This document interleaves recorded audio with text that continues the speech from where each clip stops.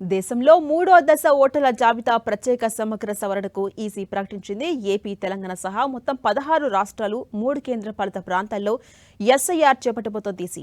తెలుగు రాష్ట్రాలతో పాటు కర్ణాటక, మహారాష్ట్ర, అరుణాచల్ ప్రదేశ్, హర్యానా, జార్ఖండ్, మణిపూర్, మేఘాలయ, మిజోరాం, నాగాలాండ్, ఒడిశా, పంజాబ్, సిక్కిం, ఉత్తరాఖండ్, త్రిపుర ఉన్నాయి. ఇక ఏపీలో జూన్ 5 నుంచి 14 వరకు ఎస్ఐఆర్ ప్రక్రియ కోసం సిబ్బందికి శిక్షణ కూడా ఇవ్వబోతున్నారు. 15 నుంచి జూలై 14 వరకు ఇంటింటికి వెళ్లి సిబ్బంది వివరాలు సేకరించబోతున్నారు. అనంతరం జూలై 21న ఓటర్ల ముసాయిదా జాబితా ప్రకటిస్తారు. ఇక జూలై 21 నుంచి ఆగస్టు 20 వరకు అభ్యంతరాలు స్వీకరించబోతున్నారు.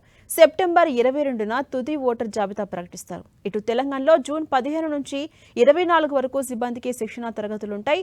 జూన్ 25 నుంచి జూలై 24 వరకు ఇంటింటి సర్వే చేపడతారు. అనంతరం జూలై 31న ఓటర్ల ముసాయిదా జాబితా ప్రకటించి అదే రోజు నుంచి సెప్టెంబర్ 28 వరకు అభ్యంతరాలు స్వీకరించబోతున్నారు. అక్టోబర్ 1న తుది ఓటర్ జాబితా ప్రకటించబోతున్నారు అధికారులు. ఇక మొత్తంగా మూడో దశలో 3,94,000 మందికి పైగా బూత్ స్థాయి అధికారులు పనిచేయబోతున్నారు. వీరంతా 36,73,00,000 మంది ఓటర్ల వద్దకు వెళ్లబోతున్నారు. డిసెంబర్ 23న త్రిపురతో మూడో దశ ఎస్ఐఆర్ ప్రక్రియ ముగియబోతుంది. ఎస్ఐఆర్కు సహకరించాలంటూ ఇప్పటికే అన్ని రాజకీయ పార్టీలకు ఎలక్షన్ కమిటీ విజ్ఞప్తి కూడా చేసింది.